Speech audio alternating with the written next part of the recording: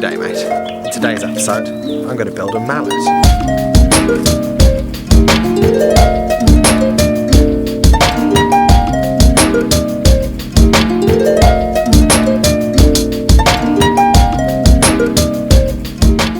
So to start this build off, I'm on my way to a merchant called Musgrove's, and what they basically deal in is recycled, well, all sorts of recycled stuff, but predominantly recycled building materials.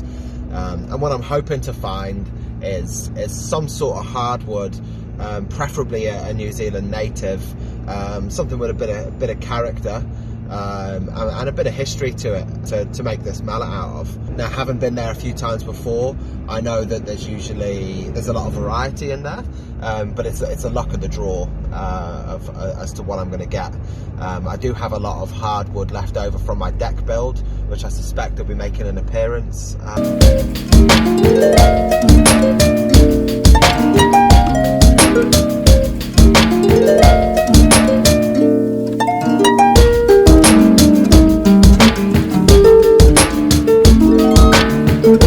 Alright, so now I'm back from Musgrove's and I've decided from that what I'm going to use to put this mallet together. What I've got to start off with is some leftover Quila decking from building my deck those few months ago. And then for the handle, Rimu. I can't say the word, but it's a New Zealand native hardwood. And then some more Rimu, which will make up the other pieces of the mallet head, just for a bit of variance. And then I've got unknown hardwood that I got from my neighbour, which I'll make the wedges with. So I've made a mallet once before, and when I made this mallet, it was during lockdown last year, probably quite close to a year ago. And I basically followed my nose. I took some materials I had left over from some other projects and thought, what can I do with these materials? I'm bored. Oh, I'll make a mallet. I'd never bothered getting any sort of design or anything like that, and threw it together. And look, it's mint. I love it. It's of an era, and it's of a time of my development. But if I'm honest with you, the handle's too long and too wide, and the head is too small and too light. So although it looks aesthetically pleasing, it probably hasn't ticked all my boxes. So what happened when I posted that is Rob, you might know him as a Takami Woodshop, he commented and said, why don't you head over to Coffee's page?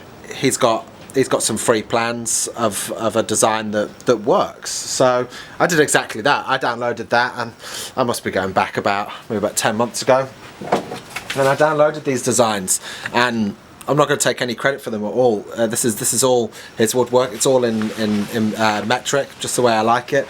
And it's a great design. I just sort of never really got round to it. So if it weren't for this competition, I probably wouldn't be here. Now, I'm not looking to win this competition, but it's really just a kick up the ass. So look, let's get into the build, and I'll talk to you a little later on.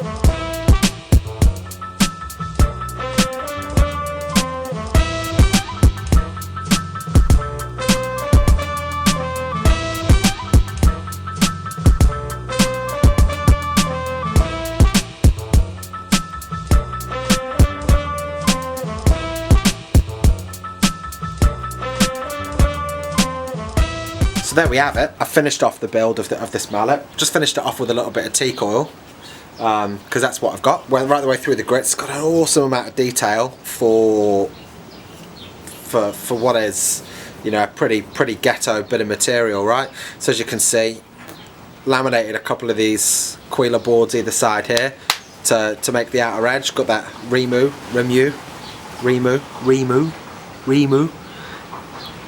through the middle.